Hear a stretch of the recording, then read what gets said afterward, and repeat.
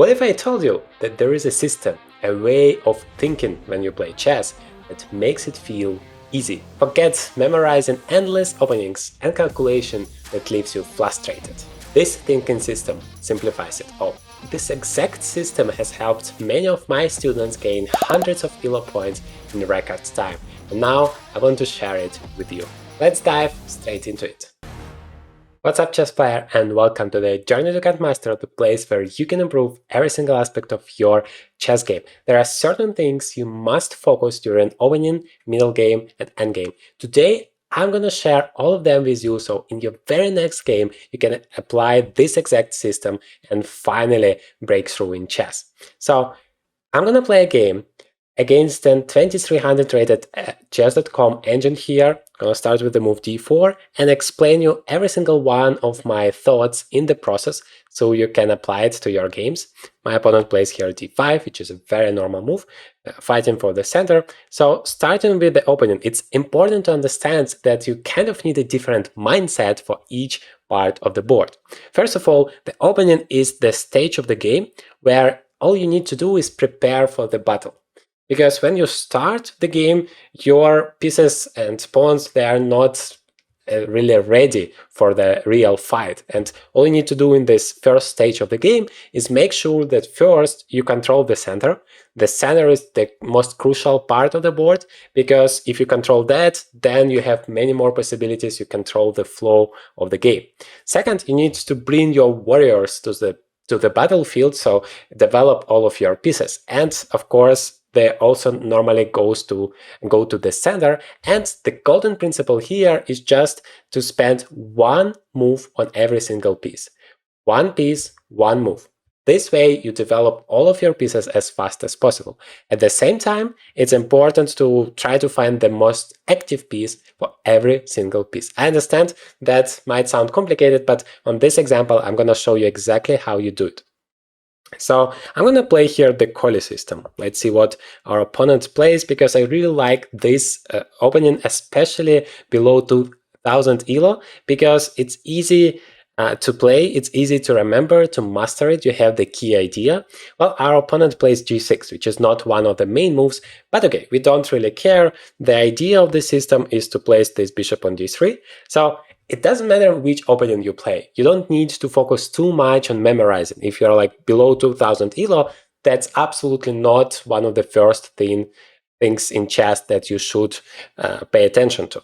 Instead, you need to focus on the main principles. So no matter which opening you play, you focus on the center, you develop your pieces. And third, very important thing, you always want to make sure that your king is castled. Your king is secured. Normally you castle to achieve that, but not necessarily. There are some exceptions when king is more safer in his center, which is paradoxical. The reason why you don't need to memorize so many opening lines, you don't need to go crazy about openings at this point, is because your opponent at such a level is gonna play something weird. Like the chance that he's gonna repeat some main opening lines is so low that it's not worth it. Instead, you should rather focus on the main ideas, because also it doesn't matter how much you learn openings, at some point you have to play on your own. And then the most important thing is whether you understand the ideas and can apply it. My opponent plays here queen to d6, which breaks one of the opening rules. You normally want to develop your minor pieces first, then your major pieces. And he's developing the queen to d6, which does not make a lot of sense. I'm going to play b3. Because I want to show you the system that you use in the Collie opening, that you place one of your bishops to d3, another one to b2, and your knight goes to e5. e5 is like the key square in all of that. And now we slowly come to the second stage of the game. This late opening, early middle game is the perfect and critical moment for you, where you need to pay attention. Now you shift your focus. Now you apply a different mindset to be successful. So what you need to do at this stage of the board is come up with a general idea, the main plan that you have for the game.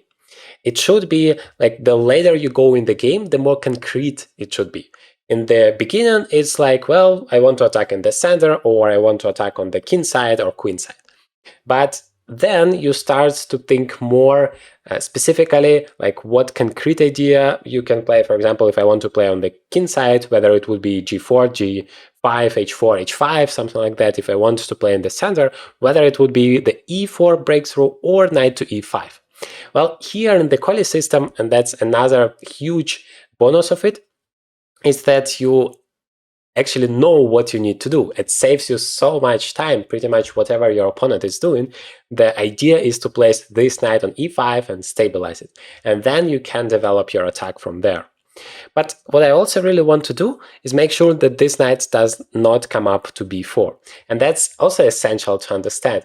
Not only you think about your plan, what is your general idea for the game, but also you try to understand what your opponent wants to do and how to stop it. Basically, in chess, you have to focus on two main things throughout the chess game. First, what is your plan and how to implement it? And second, what is your opponent's plan and how to stop it? So many players, vast majority of chess players, especially below 2000, are not thinking enough of what their opponent wants to do. It's like the most crucial mistake that all of my students are making, and that is why they lose the games. So I want you to think every single time when your opponent makes a move, what is the idea behind that move, what he wants to achieve. For example, when my opponent played queen to d6, I thought his idea is to play e5 and somehow break through in the center, because then it's much more difficult for me to realize my plan. At the same time, I'm not a big fan of him going to b4. Maybe in this particular case, knight b4 is not a real problem. That's also a very important thought process that you have to apply. Like, you are thinking knight b4 is an idea that your opponent has. The next question you ask, is it really dangerous for you? Because so often people are wasting a lot of time, meaning their moves, to prevent the threats that don't really exist. In this case, for example, knight b4, normally it would be unpleasant for me, but here I can play bishop to a3. I'm gonna pin this knight on b4, and then, like, what do? You're basically almost losing the knight. c3 is a huge threat. So I'm gonna just continue my plan. I'm gonna play here the move knight to e5. Yes, I could have played knight to d2, because strictly speaking, I'm breaking this rule of one piece, one move. But here, I mean, I still have time for knight d2, and I felt like it's important for me to control this center and to make my strategic idea possible. This is so important in chess. You have to use your momentum. When you feel that this is absolutely something you have to do, then you don't need to waste this opportunity. All right, my opponent actually did what I thought he plans to do, but I thought is not dangerous for me, knight b4. And now I still like this move, bishop a3, pinning this knight. So that's another golden principle that I want you to follow.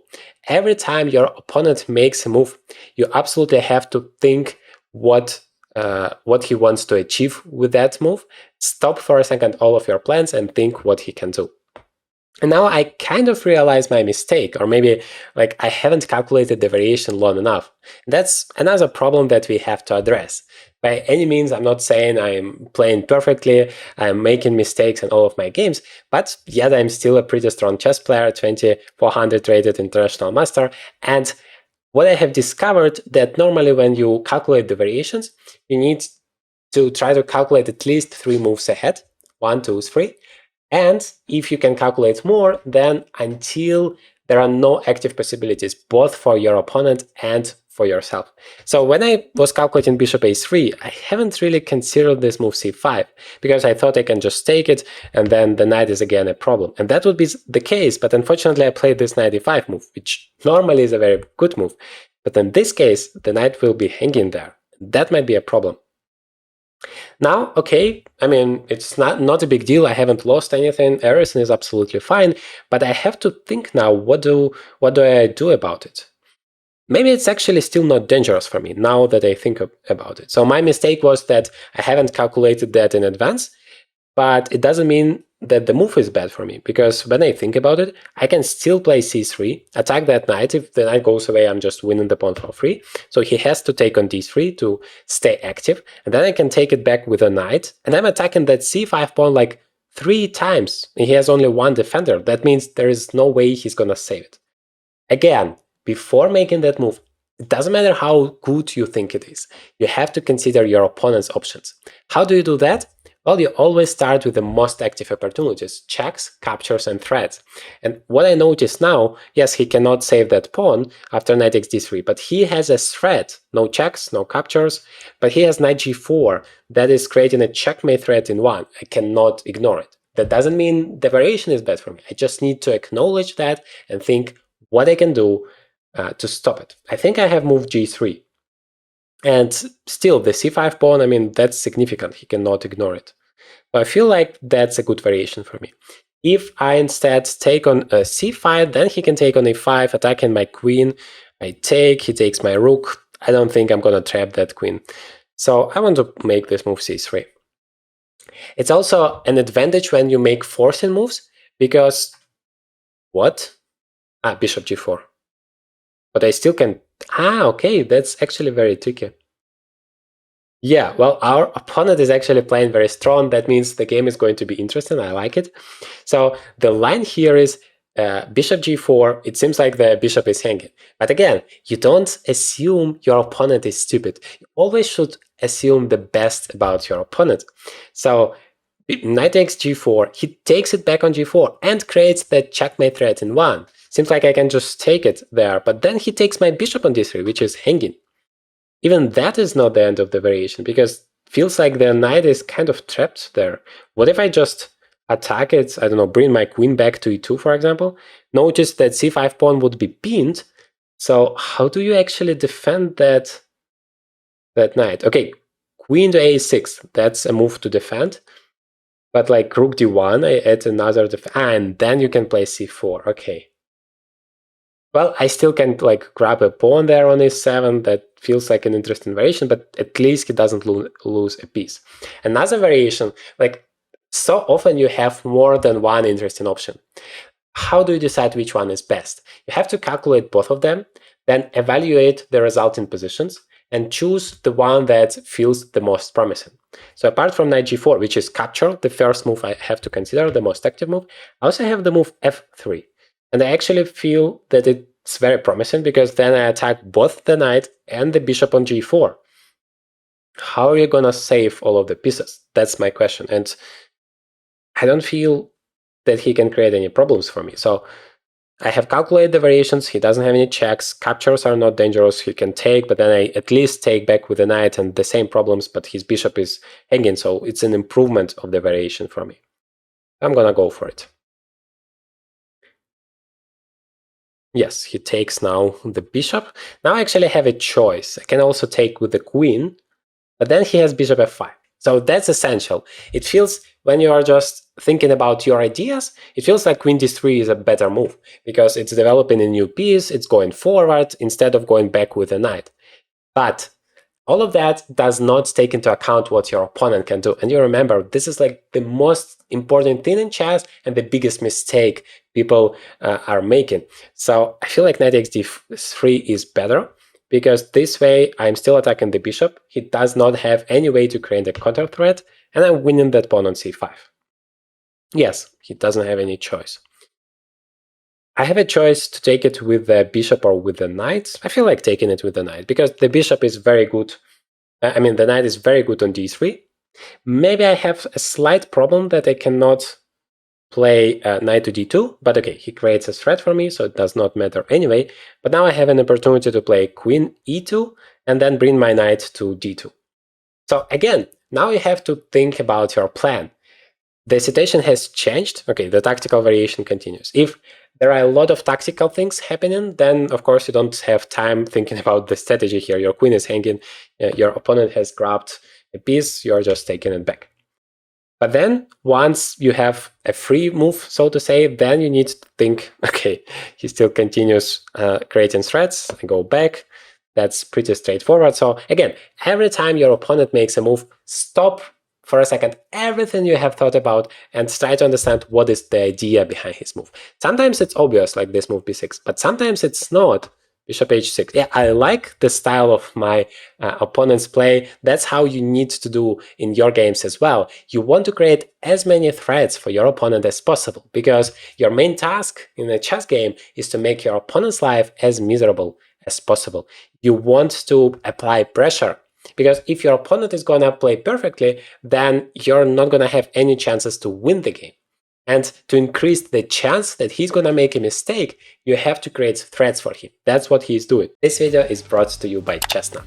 Chestnut is making amazing chessboards that allow you to play online from a real 3D board. They have high quality chessboards, nice looking chess pieces, so that you can enjoy and having fun playing it. Chestnut boards also have so many training functions that I absolutely love to use to my training, and it helps me to improve my chess every day. This is, for example, Chestnut Evo. I love to use it for my trainings, but they have so much to offer you depending on your preferences and your budget. And the best part is you can just use the promo code Journey to Grandmaster or click the link in the description to get a big discount on all of the Chestnut products. But luckily for me, I have an opportunity to make those multi-purpose moves, which are the best moves in chess, and I want you to make as many such moves as possible. I played here Rook E1, for example. At the same time, I have improved my piece, I have developed it. It wasn't doing much on F file, but here it's gonna help me to go forward. And at the same time, I have defended the pawn on E3 from my opponent's bishop. He plays Rook C8. Yes, now I can finally bring my knight into the game. Again, your goal is always and always bring every single one of your pieces into the game. B5. That's a very instructive moment. You might think, well, B5 is just hanging. What if I just take it? But you never think of your moves alone. You think what your opponent can do. Never ever make a move in a chess game without thinking what your opponent can do in response. It turns out if I take that, then he has both rook takes e3, winning the pawn back, and even bishop takes e3 check. Remember, you always start with a check, and that's very dangerous because my knight is also hanging. Yes, there are drawbacks, like there would be a pin, but then he can take with the rook, so that's not what I want to achieve. I also think what is the idea behind that move, and I realized there is absolutely no threat he can create against me because b4 is not a threat, c4, you cannot do anything there. So now I'm thinking about my opportunities. I have the move e4, which is very active, but I also feel like I don't need to be in a hurry. I can bring my rook first. And then I have a choice. I can just play rook c1. Yeah, probably I'm gonna play rook c1. That is the simplest, not to complicate things. By the way, such a method helps you to save a lot of time so that you don't get into time trouble. If you have an opportunity to develop your piece and that would be useful for you, and your opponent doesn't have any real threats, then of course you should go for it, and that would save you some time as well. I'm thinking now that he plays a5, he wants somehow to create that b4 idea. And yeah, maybe at least attack my bishop and maybe improve his pawn structure, that I can play bishop to c5, and when he attacks it with knight d7, again, think about your opponent's opportunities, I can play b4. And then yes, he can take, but I'm gonna have a fantastic pawn structure with a protected passer. Otherwise, I'm blocking his rook, and so it doesn't have any active opportunities here. Otherwise, my position is very solid. I make sure that everything is protected. Yeah, there are no real problems. So e4 is kind of an active opportunity I normally want to make. Again, I have to think what my opponent can do. And I don't like that it opens up his bishop, which is very active in this case. So maybe he can take. Bishop takes d2, again start with the most active opportunities for your opponent as well. Queen takes, and then knight takes e4, he's grabbing the pawn back, he can support it later with f5. I don't like that variation. It's a way to get into trouble. Remember, if your position is better, we have an extra pawn, not necessarily you need like to go all in into the attack, create some dangerous threats immediately. Maybe you have an opportunity to improve your position first. For example, I like also making sure that my king is secure so that there are no checks here. Play king h1 for now.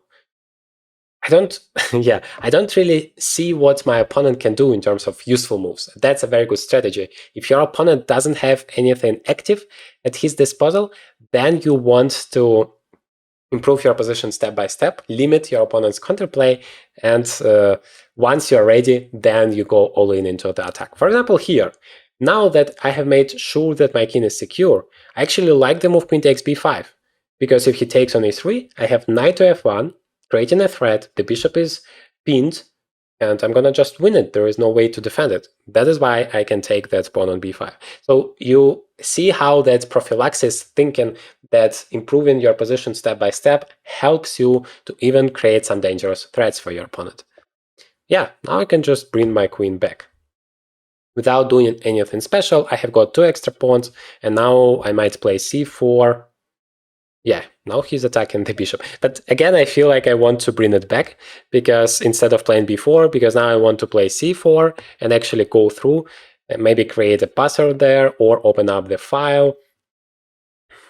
Yes, he does that. Now I would be happy to play b4, but that closes my bishop, so I'm gonna just play c4, just continue my idea. I have acknowledged my opponent's threat, that's very important, but it's not dangerous for me. I have enough defenders, and otherwise I just want to continue my plan. That's also very important. So many players, they are just forgetting about their plans. They're just making one move, and then next move their opponent did something that is not dangerous for them, but it's distracted, and they completely forgetting about their plan and starts doing something else. Your play in chess should be logical, should be consistent.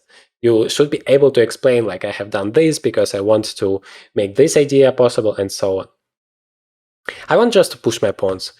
All of a sudden, I have 2 connected passers here. I don't want to give my opponents any counter chances, because if I take on d5, he plays knight takes d5, attacks here. If I play e4, he plays knight f4, attacking my queen, attacking the pawn here.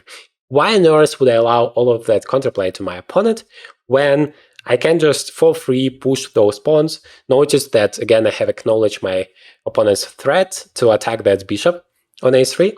Sorry, queen to a6. Okay, he offers me an exchange, which is a little bit weird because I have extra material. When you have extra material, you always want to exchange pieces. That makes your task to convert your advantage into a full point much simpler. And vice versa, if your opponent has some material advantage, you don't want to exchange pieces, you want to create some counterplay, some initiative, some threats, so that for him it's more difficult to convert his advantage. Now my plan, by the way, talking about the endgame, we are coming into the endgame. Again, since I have a huge material advantage, I just want to exchange as much stuff as possible. And maybe, yeah, I do lose a pawn there, but not necessarily. Let's think about it.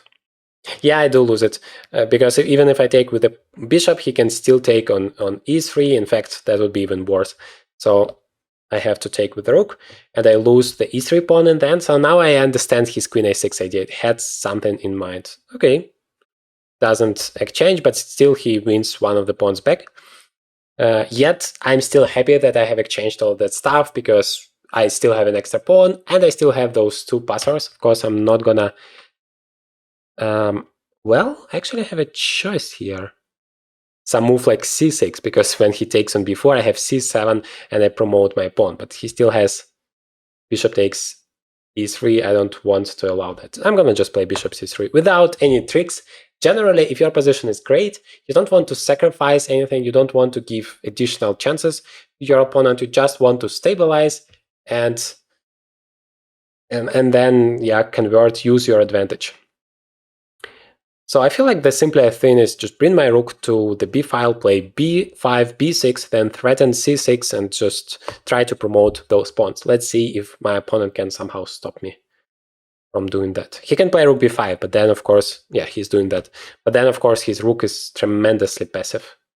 It's still, like, it's not entirely simple for me to convert my advantage, but at least I know I have very good chances. I can play knight b3, improving my knight, or I can just play rook to e1. That's the simplest move, because now either he has to exchange, which is always great for me, or he goes back, but then I win another pawn. Yeah, he goes back, but why not? Why not just take on e7? He doesn't have any active opportunities because his rook is so passive. He doesn't have any backhand checkmate problems, whatever.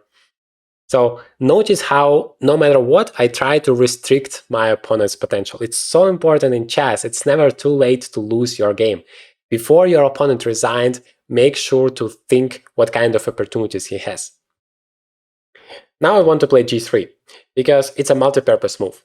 It gives my opponent a luft, so I can never blunder a checkmate afterwards, and at the same time it creates a threat. Okay, my opponent creates a counter threat, which is no problem. Rook a7, I feel like my rook only improved. Now I'm ready to push those pawns. Okay, he takes on d2, which is exchange, very good for me. Notice how this knight on f6 doesn't have any active ideas. That's another advantage of this strategy, to try to always restrict your opponent's opportunities. And now another important goal in the endgame, you should never forget about it. When you have a passer, first of all, you have to try to create a passer. That's super helpful in the endgame. And secondly, you always want, once you have it, to use it. So to push it if it's possible. Now I have two opportunities. c7 is pretty strong, then I just play b5 and ready for b6, or I have bishop f4. I pretty like bishop f4, because yes, I sacrificed my pawn on b4, but that's just like two moves variation.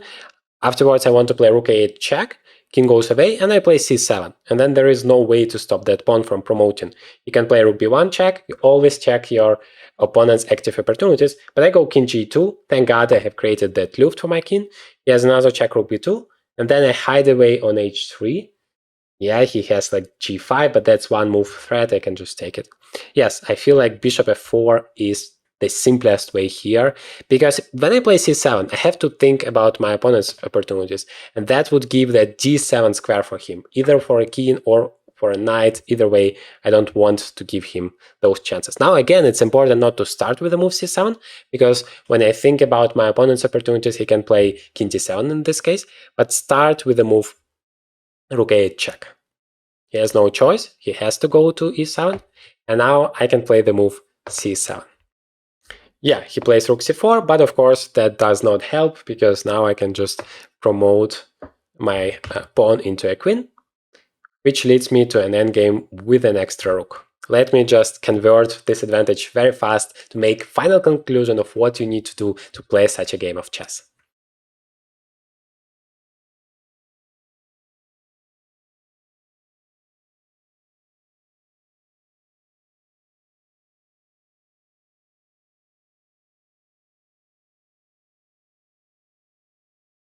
And finally, that is a checkmate. So we have learned everything you need to do to play a great game of chess today.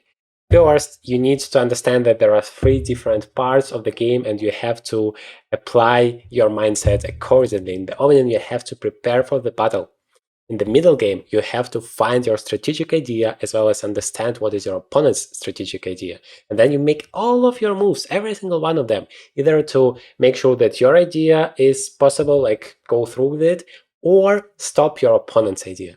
Finally, in the end game, well, it's less about tactics, more about thinking about your passers, about your pieces, activity still, and again, thinking what your opponent can do, trying to stop all of his counterplay and convert your advantage into a full point. If you found this video useful and you are serious about your chess improvement, I have prepared for you a completely free 30-day studied chess plan step by step, where you can improve every single aspect of your chess game and finally break through. In these 30 days, you will completely change the way you play chess. All of the details are in this video.